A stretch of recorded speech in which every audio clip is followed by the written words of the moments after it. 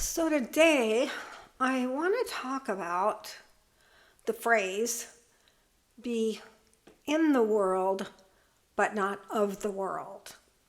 Now, this is something that I've heard, just like probably most of you, I've heard it for years and years, be in the world but not of the world. And I've never quite understood it. I think I thought I did to some degree, but I've just recently gotten more of a clear focus or understanding of what this means, at least what it means to me. And this came about by really looking at the world outside ourselves, the external world of duality. You know, everything is either it's good, it's bad, it's pretty, it's ugly. There's an opposite, constant opposite to everything in the external world. And I was examining this idea because I was going through getting in touch with a very past wound that I've talked about before of bottom line of my self-worth. And I finally got clear on in the external world how I was buying into the program that I had for many, many years of what my value was. And this was all based on my mother's criticism of me, which was an ongoing saga forever that I was involved with my mother. And so I was examining this and really kind of peeling the onion, so to speak, to see how this had affected my life. And no doubt it had in a very major way. So I don't know how this kind of unraveled to the idea of the external world versus the inner world. The idea that basically we are all here having a human experience. We're not the experience. We are the soul that is now experiencing through a body what it's like to be in a world of form and in this body, but that's not who we are. Who we are is a soul. So I know I've said this before and you've heard it 100 times, but we're basically a soul having the experience of being a spirit. We're a spirit having the experience of being human or in a human life. It's the only way we can experience it. We have to come into this kind of form. And it's in this confusion or illusion, which is really what the external world is where we forget who we are and we become totally immersed into thinking we're this human being. Basically, we have an identity situation where we identify with what I call the false self, other people call the ego. So we think that this ego, this false self, is real, it's true, and we live this experience as if it's absolutely true. It's like, what do I want to call it? I can't think of the word I want right now, but we virtual reality. It's like a virtual reality. And it's only through self-inquiry. Not everybody does that.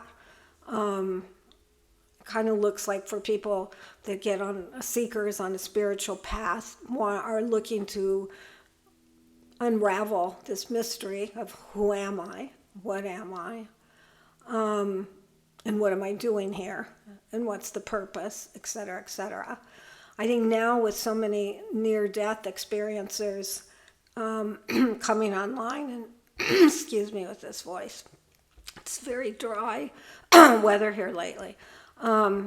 Anyway, coming online with their stories, their experience, and really getting clearly what it is to be in this external world, in it, but not of it. So the of it part of the world is really the part where we are totally immersed in this human experience. We believe we're that character, and that is how we begin to, that is how we experience our life. So there's suffering and trauma and drama and, all the things. Now, this external world is really an illusion, a dream. But at the same time, we are here for this experience. So we want to be in the world because that's what we came to do, to have this experience. But we don't want to be of it, meaning we don't want to be in the reactive modes and the thinking we're this character. We wrote the script before we came incarnated into this body, and we don't remember that. And we wrote the script. I think what my belief is, from everything I've looked at and studied, is to learn something, to change something, maybe from a past life experience. It's all about experience. That's really what it's about. It's kind of like an experiment of what this feels like, to have taste and sight and sound and all the things that it feels like as a human that we actually experience. So this whole idea of how do we be in the world but not of the world, it isn't a doing, because there's no one here to do. It isn't something that we set a goal or we have rules or anything like that. It's basically just a understanding on some level, not understanding from the brain or the intellect, but grasping this concept, that's all we can do, that this world is not the truth of who we are. It's not even close. This world is a kind of a playground, you could say, an imagination of being on a roller coaster, maybe, where you have your highs and your lows and your ups and your downs and your traumas and dramas, and it's all of those experiences, but none of it is who we are. None of it is real. Yet, we want that experience. That's why we incarnate. I mean, some of it, I believe, we incarnate to learn certain lessons, and it's almost like a game, the game of what is this really about, the game of discovering who we really are. It's quite amazing, and it feels like a mystery oftentimes, like to solve the problem. The closer we get, and I've been getting much, much closer, the more subtle everything becomes. Because I'm finding for myself that the more I start to get into this place of grasping what it really means to be in the world, not of the world, the more subtle the things that are coming up for me are. In other words, they're subtle, meaning I have to really be aware to see the triggers. It can happen in such a subtle and strange way to start to identify what's really going on when I react to something. I mentioned this in another video, but I had a reaction to the other night when I made chicken soup, and then I got so upset because it didn't come out right and yada yada, and I forgot to do certain things, and I was extremely critical of myself, and it was an emotional upset. But as I looked deeper, which I did, I discovered what was underneath all that had nothing to do with chicken soup, nothing at all. It had to do with a wound, a past wound of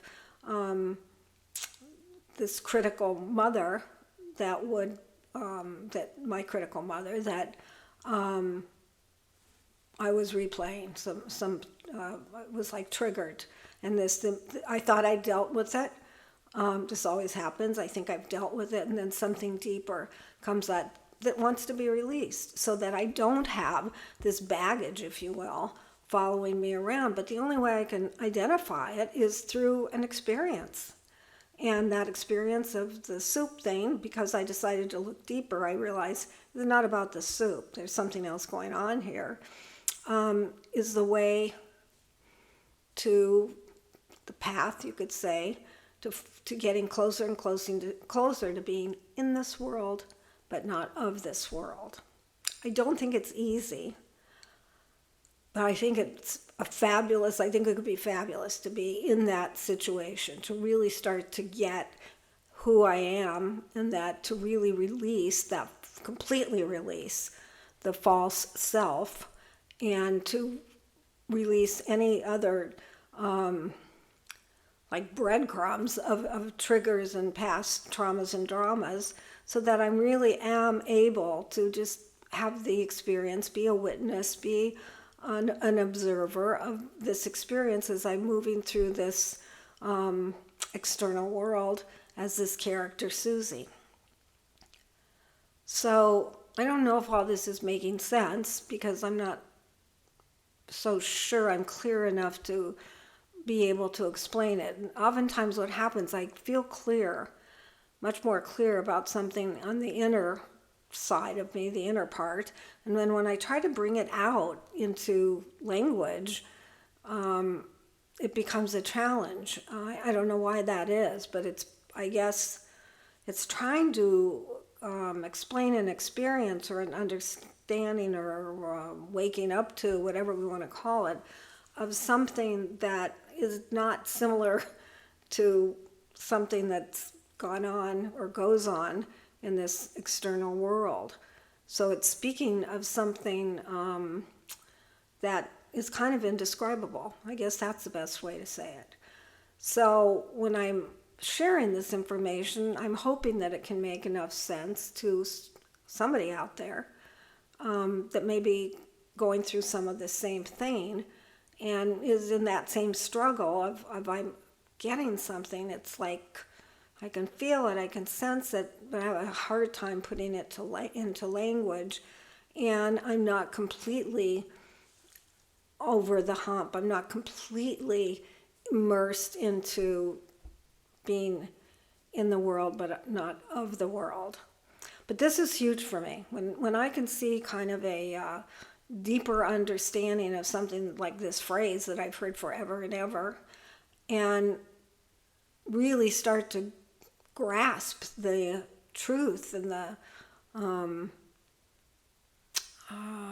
experience of it, that is what keeps me going in a way.